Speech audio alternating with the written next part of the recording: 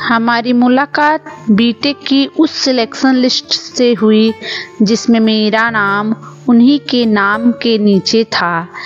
एक नाम राशि होने के कारण लिस्ट पर उसकी उंगली मेरी उंगली के ऊपर थी और वह अपने मराठी अंदाज में बोला था, आपका नाम गरिमा है, मुबारका। जो कि लिस्ट में नाम तो आया, मैं मुस्कुराकर एक तरफ हो गई। मुझे अपना नाम इस इंस्टीट्यूट में आने की खुशी थी और उसने समझा मैं उसकी बातों पर मुस्कुरा रही हूँ। नमस्कार दोस्तों, बेटू की कहानी में आपका स्वागत है। आज मैं आपको बहुत ही अच्छी प्रेम कहानी सुनाऊंगी जिसको सुन के आपके आंखों में आंसू जरूर आ जाएगा। कहानी को बिल्कुल भी स्किप ना करें वरना कहानी का आनंद नहीं आएगा। तो चलिए देर न करते हुए कहानी को शुरू करते हैं। दरवाजे की तेज खटखटाहट से मैं नींद से हड़बड़ा कर उठी। 8 बज चुके थे। मैंने झट से शॉल ओढ़ा और दरवाज़ा खोला। सामने दूध वाले को पाकर मैं बड़बड़ाती हुई किचन में डब्बा लेने चली गई। इतना ज़ोर से दरवाज़ा पीटने की क्या ज़रूरत है? रोज़ बाई सुबह 7 बजे तक आ जाती थी। उसके पास दूसरी चाबी थी। चाय बनाकर वह मुझे उठाती और नाश्ता तैयार करने लग जाती। मैंने डब्बा बढ़ाकर दूध लिया। तब तक काम वाली बाई मंजू भी सामने से आ गई। मैं उसे देर से आने पर बहुत कुछ कहना चाहती थी पर वह डर था कि कहीं वापस न चली जाए। उसको तो कई घर मिल जाएंगे पर मुझे मंजू जैसी कोई नहीं मिलेगी। मैंने मंजू से कहा, अच्छा तू झट से चाय बना दे और नहाने का पानी गर्म कर दे। मेम साहब, एक तो गीजर खराब है, बाथरूम की लाइट नहीं जलती, दरवाजे की घंटी नहीं बजती और फिर गैस का पाइप। आप ये सब ठीक क्यों नहीं कराती? मेरा काम बहुत बढ़ जाता है। वह एक ही सांस में उल्टा मुझे ही सुनाने लग गई। उसको कहने की आदत थी और मुझे सुनने की। बस यूं ही हमारा गुजारा चल रहा था। कभी कभी तो लगता था सब कुछ छोड़कर भाग जाऊं, पर जाऊं कहाँ? वह भी तो अकेली थी ही रहूंगी। उम्र के 42 बसंत पार करने के बाद भी मैं एक नीरस सी जिंदगी ढो रही थी। रोज सुबह कोचिंग सेंटर जाना, 3-4 बैच को पढ़ाना, ज्वाइंट एक्ट्रेस और जेई की तैयारी करवाना, फिर वापस शाम को घर आ जाना। मंजू जो बना कर चली जाती उसी को गरम करके खा लेती और टीवी के चैनल बदलते बदलते सो जाती। न मैं किसी के घर जाती न कोई मेरे घर आता। यहाँ तक कि ऑफिस के कलीग से भी मेरी कोई खास बातचीत नहीं होती। दबी बिछी जबान में मुझे अकड़ू और खड़ूस की संज्ञा से जाना जाता। मैंने भी हालात के तहत पारिवारिक व सामाजिक दायरा बढ़ाने की कोशिश नहीं की। मैं तैयार होकर अपने सेंटर पहुंच गई। कोलकाता के इस इंस्टीट्यूट में लगभग 300 बच्चे पढ़ते थे। मेरी योग्यता को देखते हुए मुझे मैनेजमेंट ने कई बार एकेडमिक हेड के लिए कहा पर मैं कोई जिम्मेदारी लेने से बचती थी। मेरे ऑफिस पहुंचते ही मिसेस किरण बोली, लंच के बाद कहीं मत जाना, लखनऊ से डॉक्टर मौर्य आ रहे हैं। अपने स्टूडेंट से भी कह देना कि ऑडिटोरियम में 2 बजे तक पहुंच जाएं। वे अपना अनुभव शेयर करेंगे और बच्चों को कुछ टिप्स भी देंगे। ठीक है, कह दूंगी। सो दोपहर के बाद कोई क्लास नहीं होगी। तुम छुट्टी की बात तो नहीं सोच रही हो न? अरे इतने बड़े प्रोफेसर हैं आईआईटी में, अब डीन होने का उन्हीं का नंबर है। और हाँ, वे हमारे साथ 3 बजे लंच भी करेंगे। तुम भी तब तक कॉमन रूम में पहुंच जाना। लंच के लिए हम लोग कॉमन रूम में इकट्ठा हुए। तभी प्रिंसिपल माया डॉक्टर मौर्य को लेकर कमरे में आए। मैं उनको देखकर एकदम धक सी रह गई। पता नहीं उस एक लम्हे में क्या हुआ, अचानक मेरे दिल ने तेजी से धड़कना शुरू कर दिया। इससे पहले कि मैं संभल पाती, प्रिंसिपल साहब ने मेरा परिचय कराते हुए कहा, ये गरिमा है, हमारे यहाँ की बेहद डेडिकेटेड टीचर। जानते हैं, इनका पढ़ाया बच्चा। मैंने हाथ जोड़कर नमस्ते किया। अरे गरिमा, तुम यहाँ, कहकर उन्होंने बड़े ही नेपुतुले शब्दों में मुझे ऊपर से नीचे तक देखा। आप जानते हैं इन्हें? प्रिंसिपल माया ने पूछा। हाँ, हम दोनों ने एक साथ ही एक ही कॉलेज से बीटेक किया था। कुछ याद है आपको? कहते हुए उन्होंने मुझे देखा और बोले, मैं मोहन। और उसी चिर परिचित मुस्कुराहट से मेरा स्वागत किया, जैसा सदियों पहले। मैंने भी मुस्कुराकर सिर हिलाया और अपने स्थान पर बैठ गई। मैं उन्हें कभी भूली तो नहीं, पर याद करती भी क्या। जो पल हमने साथ साथ बिताए थे, वे लौट कर तो आएंगे नहीं। असेंबली हॉल में उनके परिचय और तजर्बे को लेकर जितनी तालियों की गड़गड़ाहट सुनाई दी, वे सब आज मेरी झोली में गिरी होती। परंतु आज मैं एक कोने में मासूम सी, सहमी सी दुबकी बैठी थी। इधर उनका लेक्चर शुरू हुआ, उधर मैं यादों के झरोखों में जा गिरी। हमारी पहली मुलाकात बीटेक की उस सिलेक्शन लिस्ट में हुई जिसमें मेरा नाम उन्हीं के नाम के नीचे था। एक नामराशि होने के कारण लिस्ट पर उसकी अंगुली मेरी उंगली के ऊपर थी और वह अपने मराठी अंदाज में बोला था, आपका नाम गरिमा है, मुबारका। जो जी लिस्ट में नाम तो आया। मैं मुस्कुराकर एक तरफ हो गई। मुझे अपना नाम इस इंस्टीट्यूट में आने की खुशी थी और उसने समझा मैं उसकी बातों पर मुस्कुरा रही हूँ। एक ही नामिरास होने के कारण रजिस्टर में हमारे नाम भी आगे पीछे लिखे होते और सीटें भी आसपास ही होती। मैं हॉस्टल में रहती और उसने बांद्रा में पेइंग गेस्ट लिया था। उस इंस्टीट्यूट में किसी का भी नाम आने का मतलब था कि उसका पिछला रिकॉर्ड बहुत ही बेहतरीन रहा होगा। वह काफ़ी हंसमुख और चुलबुला लड़का था। अपने इसी स्वभाव के चलते वह जल्दी ही लोगों में घुल मिल जाता था। उसमें यही ऐसी खासियत थी जो उसे सबसे अलग करती और ऊपर से उसका मराठी होना। उसके विपरीत मैं एकदम शांत शर्मीले स्वभाव की थी। जब भी वह मुझे देखकर मुस्कुराता, मैं एक तरफ हो जाती। यूँ कहना चाहिए कि मैं उससे कन्नी काट लेती। सुबह जब भी वह क्लास में आता, एक खुशनुमा माहौल सा पैदा हो जाता। उसकी हंसी में भी संगीत की झंकार थी।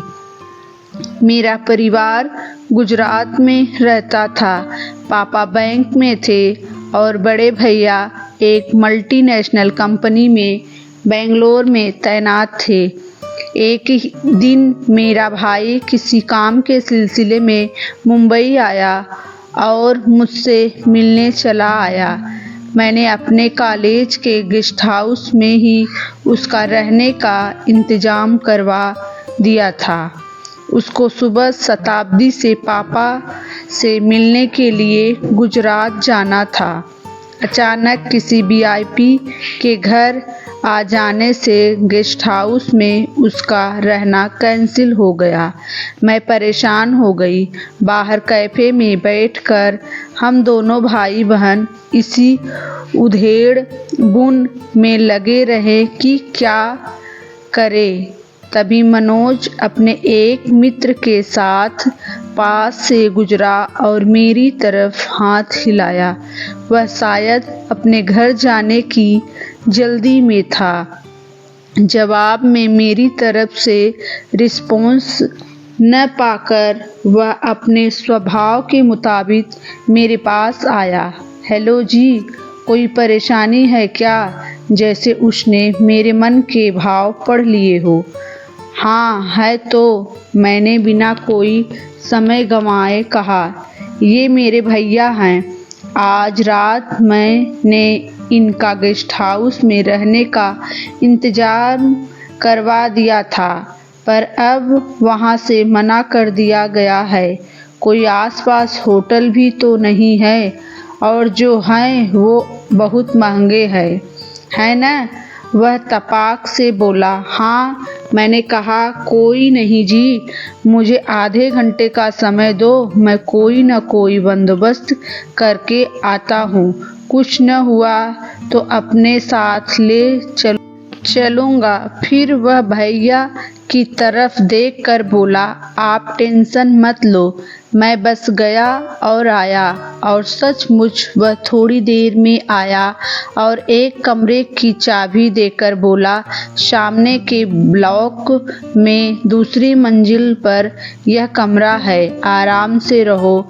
मैं उसकी तरफ हैरानी से देखने लगी। वह तो हॉस्टल का कमरा था, वह भी 2 या 4 लड़कों का।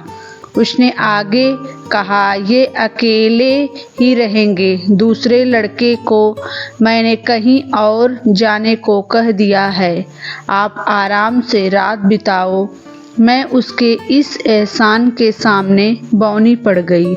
अपनों की तरह वह अपने मीठे व्यवहार से कुछ भी कर सकता था। मैं तुम्हारा शुक्रिया कैसे अदा करूं? मैंने कहा। हाँ, यह हुई न बात। कैंपस के बाहर पिज्ज़ा खाते हैं, पैसे तुम दे देना। और फिर उसने पैसे देने नहीं दिए। कहा, तुम्हारे भाई के सामने नहीं लूँगा, पर उधार रहे। उस दिन के बाद मेरा उसके प्रति नज़रिया बदल गया। हम कभी कैंपस में साथ साथ घूमते, कभी हेल्थ क्लब में, कभी स्विमिंग पूल में और कभी कैंपस के बाहर। वैसे तो वह अपने दोस्तों या प्रोफेसर्स के साथ ही घिरा रहता, पर जब मुझे देखता वह अकेला ही आता। साल कब खत्म हुआ पता ही नहीं चला। अब हमने अपनी असाइनमेंट रिपोर्ट्स भी साथ साथ तैयार की। कैंपस में ही उसका एक बड़ी कंपनी में सिलेक्शन हो गया था। मैं यहीं इसी इंस्टीट्यूट में एमटेक करना चाहती थी, इसलिए मैंने कोई इंटरव्यू नहीं दिया। समय अपनी रफ्तार से चलता रहा। दिन, हफ्ते, महीने बीतते गए। उसने से बिछुड़ने का दर्द मुझे भीतर से खाए जा रहा था। उसके मन में क्या था यह मैं कैसे जान सकती थी? हम उस दहलीज को भी पार कर चुके थे जिसे बचपना कहते हैं, जहाँ जीने मरने की कस्में खाई जाती थी। न वह मेरे लिए रुक सकता था, न मैं उसके साथ जा सकती थी। एक दिन मैंने उसके सामने अपना दिल खोल कर रख दिया। अब तो तुम यहाँ से चले जाओगे, मेरा तुम्हारे बिना दिल कैसे लगेगा? फिर सवालिया लहजे में उसने कहा, या तो मुझे अपने साथ ले चलो या यहीं रह जाओ। मैं रो सी पड़ी। इन दोनों सूरतों में हमें एक काम तो करना ही पड़ेगा। उसने अपनी बात रखी। क्या? मैंने जानना चाहा। शादी? तुम तैयार हो क्या? उसने बिना किसी हिचकिचाहट से कहा, वह इतनी जल्दी इस नतीजे पर पहुंच जाएगा, मैंने सोचा भी न था। मैं तो चाहती हूँ। मैंने भी बिना कोई समय गंवाए बेबाक कह दिया। मम्मी को थोड़ा मनाना पड़ेगा। वे पुराने रीति रिवाजों को आज भी मानती हैं, पर पापा और भैया तो मान जाएंगे। और तुम्हारे घर वाले? ओ जी, हमारे यहाँ कोई चक्कर नहीं है। मेरी बहन तो एक गुजराती लड़के को पसंद करती थी, बाद में वह खुद ही पीछे हट गया। हम पिछले हिंदू हैं, बाद में मराठी। उस दिन हमारी पहली बार में मैंने जाना कि वह भी मुझे उतना ही चाहता है जितना मैं जिस बात को घुमा फिरा कर पूछना चाहती थी, उसने खुले दिल से कह दिया। उसकी ऐसी बात मुझे दूसरों से अलग करती थी। अब तो मैं दिन रात उसी के ख्यालों में डूबी रहती और खुली आंखों से सपने देखती। घर पर वही हुआ जिसका मुझे डर था। जिन मम्मी पापा पर मुझे भरोसा था, उन्होंने ही मेरा भरोसा तोड़ दिया। इस मिलन से साफ इनकार कर दिया। इतना ही नहीं, मुझे सख्त हिदायतें दे दी गई, अगर एमटेक करनी है तो घर रह कर करो। घर वालों का विरोध करने का जो साहस होना चाहिए था, उसकी मुझ में कमी थी। मैं खामोश हो गई। क्या करती मैं जब उन पर बोझ थी। काश उस दिन कहीं से विरोध करने की हिम्मत जुटा पाती, तो आज जिंदगी कुछ और ही होती। उस दिन मैं उसे स्टेशन तक छोड़ने आई। वह मेरी जिंदगी की बेहद गमगीन पल था। मेरी हालत उस पक्षी की जैसी थी जिसे पता था कि उसके पंख अब कटने ही वाले हैं। पहली बार मैंने उसकी आंखों में आंसू देखे। मैं यह भी नहीं कह सकती थी कि फिर मिलेंगे। मैं उसे बस देखती ही जा रही थी। एक बार तो हुआ कि उसके साथ गाड़ी में बैठकर भाग ही जाऊं, पर ऐसा सिर्फ फिल्मों में होता है। काश मैंने उस दिन अपनी भावनाओं को दबाया न होता और हिम्मत से काम लेती। उसका हाथ मेरे हाथ में था। मेरे हाथ पांव ठंडे पड़ने लगे और सांसें उखड़ने लगी। जाते जाते मैंने उससे कहा, फ़ोन करते रहना। पता नहीं जिंदगी में दोबारा तुम्हें देख भी पाऊंगी या नहीं। क्या होगा? फ़ोन करके कह कर उसने मेरा हाथ छुड़ा लिया। गाड़ी चल पड़ी। विदाई के लिए न हाथ उठे न होठ हिले और सब कुछ खत्म हो गया। उसके बाद न तो उसने कोई फ़ोन किया न मैंने। मैं भरे गले से वापस गुजरात आ गई। घर वालों की अनदेखी ने मुझे बागी बना दिया था। बात बात पर मैं तुनक पड़ी। बस समय यूं ही घिसटता रहा और आज अचानक ही अपने चिर परिचित अंदाज में उसने कहा था, मैं मोहन, पहचाना मुझे? ऑडिटोरियम में तालियों की तेज गड़गड़ाहट से मैं भूत से वर्तमान में आ गिरी। वह सारी वाहवाही लूटे जा रहा था और मैं कोने में चेहरे पर बनावटी मुस्कुराहट लिए उसे देखे जा रही थी। अपने हाथ में ढेर सारी फूल मालाएं लादे वह मंच पर बैठा था। उसने नजरें मिलाने की हिम्मत मुझ में नहीं थी। कुछ ही पलों में वह भीड़ में ही से रास्ता बनाते हुए मेरे पास आकर धीरे से बोला, मैं कल सुबह वापस चला जाऊंगा। तुम चाहो तो अपने पिज्जा का उधार आज चुका सकती हो। याद है न तुम्हारे भैया के साथ मैंने एकदम पिघल सी गई। बड़ी मुश्किल से अपनी रुलाई को छिपा लिया। इससे पहले कि वह मुझे रोता हुआ देख ले, मैंने सिर झुकाया और पर्स में से अपना कार्ड उसे थमाते हुए कहा, जब फुर्सत हो फ़ोन कर लेना, मैं आ जाऊंगी। कुछ सोचकर वह बोला, चलो कॉफ़ी हॉल में मिलते हैं आधे घंटे बाद। तुम्हें कोई परेशानी हो तो नहीं? मेरा मतलब घर पर। नहीं, कहकर मैं वहाँ से चल दी। मैं कॉफ़ी का कप लेकर उसी नीम के पेड़ के नीचे बैठ गई जहाँ कभी हम उसके साथ बैठा करते। फिर हम सिनेमा में पिक्चर देखते और 9 बजे से पहले मैं हॉस्टल वापस आ जाती। जब अब न वह हॉल याद रहा न वे दिन। मैं पुरानी यादों में खोई रही और इतना खो गई कि मोहन के आने का मुझे पता ही न चला।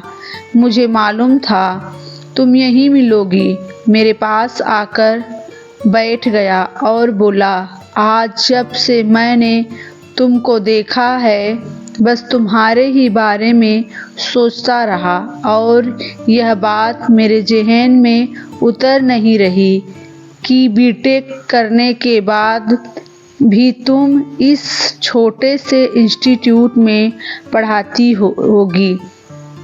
मैं तो समझता था कि किसी बड़े कॉलेज में प्रिंसिपल रही होगी या किसी मल्टीनेशनल कंपनी में डायरेक्टर, है ना? मैंने बात काट कर कहा, मोहन, जिंदगी वैसी नहीं चलती जैसा हम सोचते हैं। अच्छा, अब फिलोसॉफिकल बातें छोड़ो, बताओ कुछ अपने बारे में। कहाँ रहती हो? घर में कौन कौन है? कहकर वह मुस्कुराने लगा। वह आज भी वैसा ही था जैसा पहले। मेरी राम कहानी तो 4 लाइनों में समाप्त हो जाएगी। तुम तो बिल्कुल भी नहीं बदले। कहो, कैसा चल रहा है? ओ जी, मेरा क्या है, दिल्ली गया तो बस वहीं का होकर रह गया। सेठों की नौकरी पसंद नहीं आई तो मैंने ITI से MTech कर ली। फिर वही प्रोफेसर हो गया और वह वाइफ प्रिंसिपल हूँ। और परिवार में मैं धड़कते दिल से पूछा, पापा रहे नहीं? माँ मेरे पास ही रहती है। वाइफ एक कॉलेज में लेक्चरर हैं। बस बड़ी खुशनुमा ज़िंदगी जी रहे हैं। तब तक वेटर आ गया। उसने मेरे लिए बर्गर और अपने लिए सैंडविच का ऑर्डर दे दिया। तुम अब तक मेरी पसंद नहीं भूले? मैंने संजीदा होकर पूछा। मेरी याद कभी नहीं आई? उसने मेरे हाथ पर अपना हाथ रखकर धीरे से कहा, उन लम्हों की चर्चा हम न ही करें तो अच्छा है। जिंदगी वैसी नहीं है जैसा हम चाहते हैं। लाख रुकावटें आएं, वह अपना रास्ता खुद ब खुद चुनती रहती हैं। हमारा उस पर कोई अख्तियार नहीं है। पपड़ी पड़े घावों को न ही कुरेदो तो अच्छा है। फिर वह एक ठंडी सांस भर कर बोला, छोड़ो यह सब, अपनी सुनाओ। सब ठीक तो है न? क्या ठीक हूँ, सब ठीक ही समझो। क्या बताऊँ? कुछ बताने लायक है ही नहीं। क्या मतलब? इतना रूखा सा जवाब क्यों दे रही हो? वह चौंका। तुमसे शादी होने नहीं दी और घर वाले मेरे लिए कोई घर वर तलाश कर नहीं पाए। गुजरात से MTech करने की हसरत भी मन में ही रह गई। एक तरह से मेरा कुछ भी करने को मन नहीं करता था। उन दिनों कई अच्छे अच्छे कॉलेजों और कंपनियों से ऑफ़र आए, परंतु मैं माता पिता को अकेला छोड़कर जाना नहीं चाहती थी। उनके रिटायरमेंट के बाद उन्होंने वहीं रहने का फैसला लिया। मैंने भी वही नौकरी ढूंढ ली। मैं यह भूल गई कि कभी पिता भी बूढ़े होंगे। वे तो गुजर गए, उनको तो गुजरना ही था। माँ भाई के पास कोलकाता चली गई।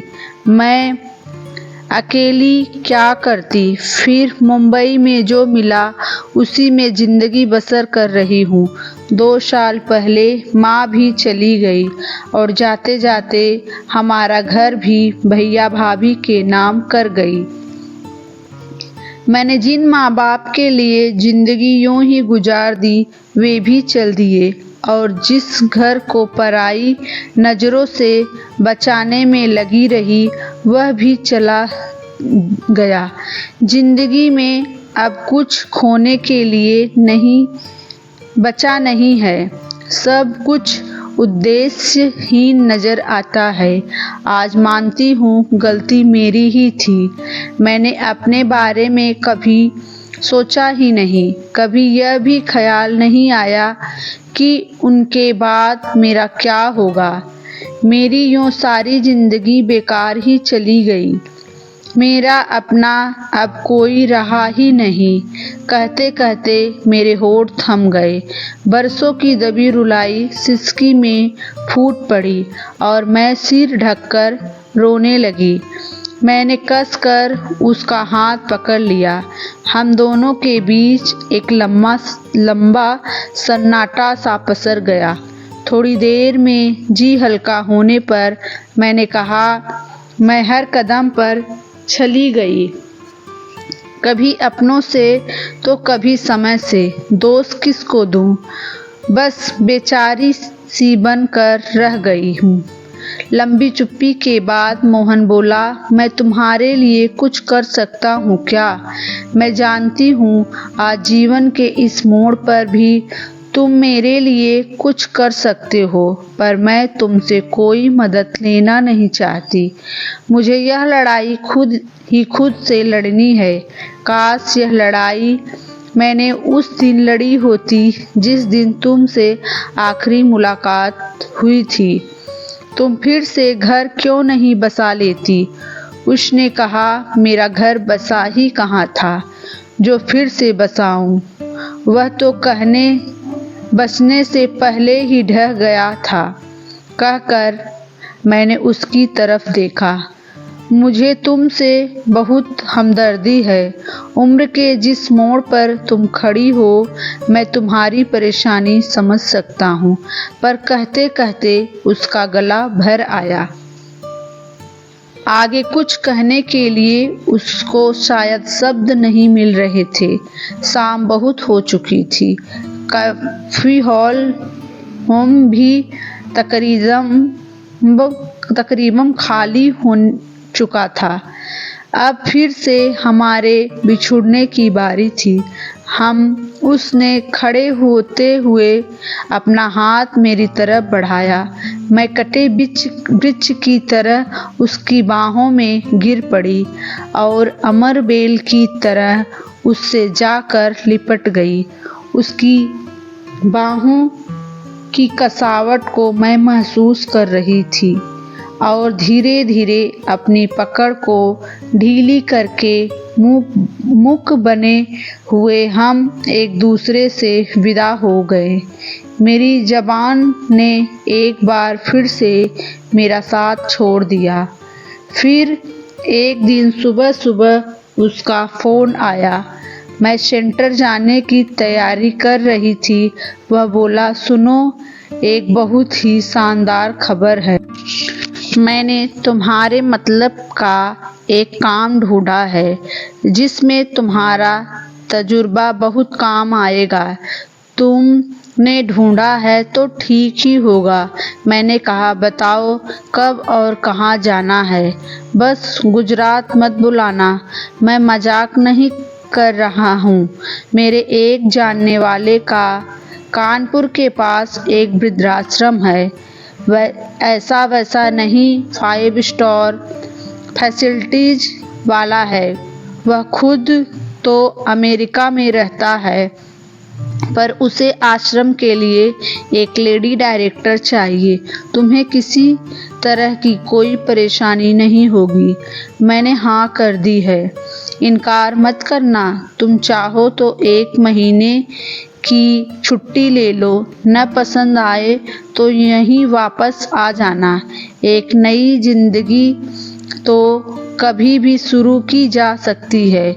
उसकी बात में एक अपील थी, ठहराव था, एक अच्छे दोस्त और हमदर्द की तरह, एक तरह से आदेश भी था। मैं अपना चेहरा अपने हाथों से छिपाकर रोने लगी।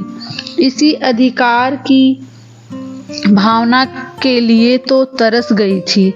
मन का एक छोटा सा कोना उसी का था और सदा उसी का रहेगा। उसकी यादों की मीठी छाँव में बैठने से कलेजे को आज भी ठंडक पहुँचती है। फिर मैं वहाँ गई और मुझे डायरेक्टर का पद मिल गया और सैलरी भी यहाँ से 3 गुना था। काम अच्छा था। फिर हमारा धीरे धीरे मिलना जुलना होता रहा। कहानी का अगला भाग मैं जल्द ही लेकर आती हूँ। तब तक के लिए अलविदा। हमारी पूरी कहानी सुनने के लिए दिल से धन्यवाद।